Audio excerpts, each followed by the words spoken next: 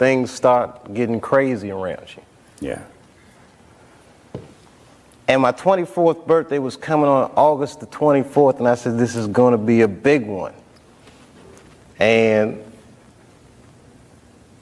the morning that I turned 24, phone rang, and my sister was like, Dad had a stroke. For the next year, I watched my father teeter on life and death. And it was just all this stuff, man. Like Dad was dying, the Half-Baked didn't come out the way I wanted it to come out. I was real upset about that. Because it was a real cool script, and then I saw it, I was like, hey man, you made a weed movie for kids. And it wasn't for kids, a script, you know. It was all these things, so much pressure. Africa. Then I was in Ohio. I get a call on my cell phone from Hollywood. I'm like, hello, Hollywood. They're like, hello, Dave. They're like, that pilot you did for Fox, looks like they want to pick it up. We need you to come out because they want to meet with you. And I was like, well, listen, I can't really come out right now. Got a real bad situation at home. Can we talk about this on the phone? No, they would rather meet with you in person. But you know, like the horror that they turned us into, I jumped on that plane and left my father's bedside, which I regret to this day. And I went out and I sat with these people in this room. And if you can imagine a large circle of people, and I was 12 o'clock, the black dude. Yeah, Dave, we really liked the show, but the pilot episode was about me getting booed off stage at the Apollo. They go, but what are we going to do about it? I mean, there's not really any white people in it. So, well, it's about the Apollo. It's not really white. Well, we were thinking about the girl on the show. We didn't think she was that funny, not that good looking. I think we should recast her, maybe. And they started using terms like universal appeal. Basically saying they want me to recast the girl with a white woman. I said, yeah, I don't think I can do this, and I quit. On the cover of Variety, Chappelle pulls the race card. The race card. And I get calls from Newsweek, 60 Minutes. Everybody, we want your story. Now I'm scared to death. I'm like Rosa Parks or something. I'm like, I'm not ready for this. I was just venting a little bit. And then, a few months later, Dad dies. And that's hard for a young dude in his life. That's a real tough loss. I was there when he died. And he went from being my father to what are we going to do with the body? Within moments, it was over. And I'm going through all this stuff, and this is the guy I would usually talk to, right? Dad. And I got to figure this out for myself. I don't want to figure this out for myself. I was beat down. I wasn't living right. You know what I mean? Like the weed thing was just a bad habit at this point. And you know what I mean? All these, chicken head girls you mess with when it comes with the territory. I'm just being real. Just being real.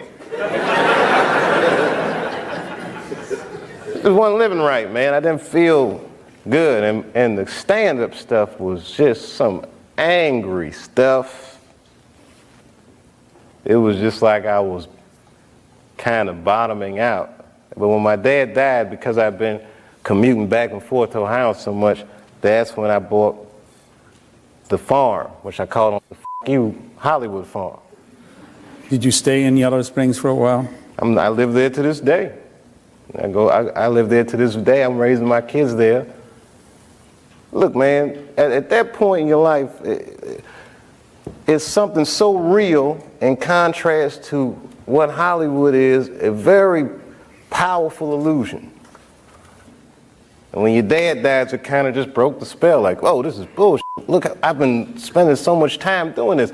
What about my family? What about my friends? Wait, whatever happened to my friends? Damn, I don't even have any friends. Ugh. So I bounced, man.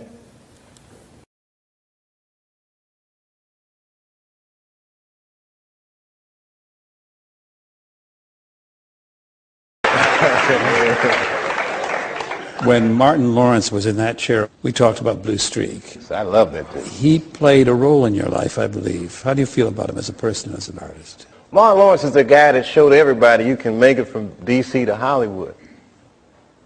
And I had a personal stake in his success. Every time he did something, it made me feel inspired and really good. And he was always real nice to me. He'd sit me down, what's going on with you, baby boy? What? We'd talk about comedy, whatever. And, you know, when we did Blue Streak, we were promoting it, and Martin had a stroke. He almost died. And then after that, I saw him, and I was like, oh, my God, Martin, are you okay? And he said, I got the best sleep I ever got in my life. That's how tough he is. So let me ask you this. What is happening in Hollywood that a guy that tough will be on the street waving a gun, screaming, they are trying to kill me? Yeah. What's going on? Why is Dave Chappelle going to Africa?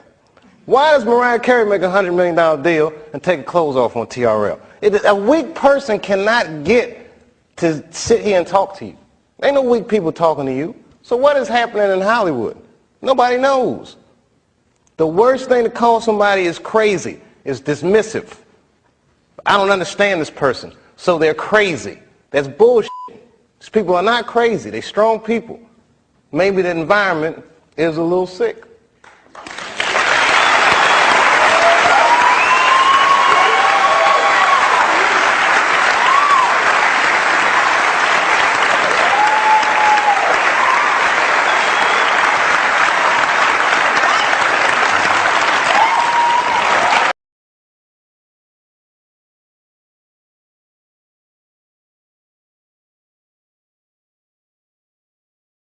Dave Chappelle's great making a actor. crazy run too again now, huh? I see him all the time. I see on your Instagram. Yeah, we hang out at the Comedy Store all the time.